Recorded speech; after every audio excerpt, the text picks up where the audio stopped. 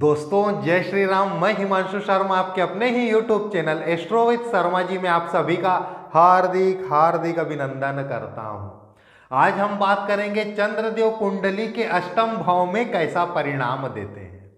देखिए, चंद्रदेव जो है वह मन के कारक है, चंद्रदेव जल के कारक है, चंद्रदेव दूध के कारक है, चंद्रदेव अन्न के कारक है, चंद्रदेव चावल के कारक है, चंद्रदेव इमोशन के कारक है, चंद्रदेव हमारे प्लेजर के कारक है। और जो कुंडली का अष्टम भाव है वह मृत्यु को दिखाता है, मृत्यु के प्रकार को दिखाता है, अनएक्सपेक्टेड लॉस को दिखाता है, अनएक्सपेक्टेड प्रॉफिट को दिखाता है, इंश्योरेंस मनी को दिखाता है, जमीन के अंदर की चीजों को, गर्भ के अंदर की चीजों को अष्टम भाव दिखाता है। अब चंद्रदेव उस भाव में आकर बैठ गए तो क्या होगा। आठवां भाव हमारे ओकल्ट साइंस को भी दिखाता है, astrology, numerology, tarot card, healing, vastushastra. जैसे ही मन का कारक अष्टम भाव में आकर बैठता है तो उन लोगों का इंटरेस्ट रहता है ज्योतिष शास्त्र में, वास्तु शास्त्र में। सबसे पहला यह एक कॉम्बिनेशन खुल के सामने आता है। लेकिन यदि अष्टम भाव में चंद्रदेव पीड़ित हो गए, तो अष्टम भाव में वैसे ही चंद्रदेव पीड़ित रहते हैं, क्योंकि काल पुरुष की राशि, जो काल पुरुष की कुंडली जो 1 नंबर से चालू होती है, तो 8वें भाव में 8वें नंबर की राशि आती है वृश्चिक राशि, और वृश्चिक राशि में ही चंद्रदेव जाकर नीच के होते हैं। वृष नाम की राशि जो दूसरी राशि है वहां चंद्रदेव उच्च के होते हैं, और अष्टम जो राशि होती है, 8वीं जो राशि होती है वृश्चिक राशि, वहां पर चंद्रदेव जाकर नीच के होते हैं। तो एक तो अष्टम भाव में वैसे ही चंद्रदेव पीड़ित रहते हैं। सबसे पहली बात, भूल से भी यदि वहां पर राहु की, शनि की, किसी की दृष्टि पड़ गई तो अब उन लोग ज्योतिष शास्त्र की तरफ नहीं डाइवर्ट होते हैं, मंत्रों की तरफ डाइवर्ट नहीं होते हैं, वो लोग डाइवर्ट होते हैं टोना टोटका की तरफ, तंत्र के तरफ।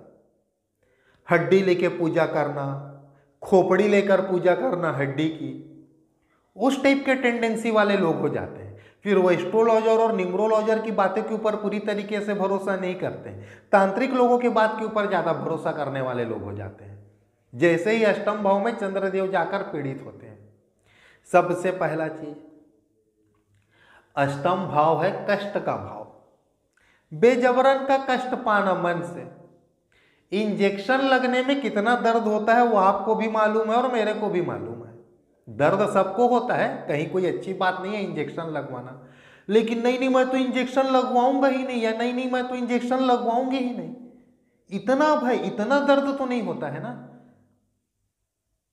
कि आप लगवाएं ही ना। एक तरफ आपका स्वास्थ्य है, आप बाइक से किसी ट्रक को ओवरटेक कर रहे हैं, आप देख लिए कितना आपको डिस्टेंस मिल रहा है ओवरटेक करने के लिए, उसके बाद भी आप आधा ट्रक को ओवरटेक किए, उसके बाद गाड़ी को रोक के फिर पीछे आ गए। अरे भाई, आपको शुरू से निर्णय लेना था ना आप ओवरटेक कर पाएंगे या नहीं।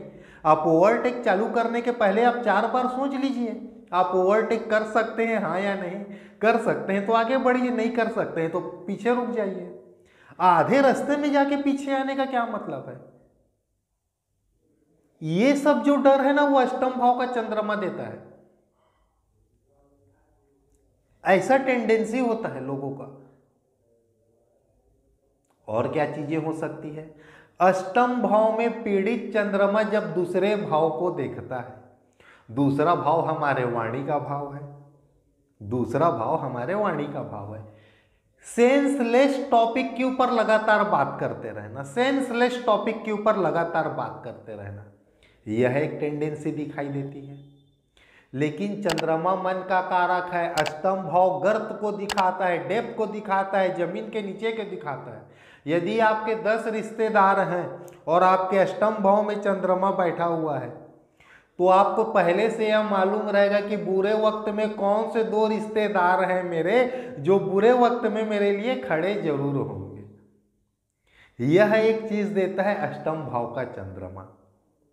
यह कुछ 3-4 प्रमुख विशेष वस्तुएं थी, विशेष लॉजिक थी, जिसको आप देख के अष्टम भाव में चंद्रमा के होने से व्यक्ति के व्यक्तित्व में कौन कौन से प्रभाव होते हैं, जिसे आप समझ सकते हैं।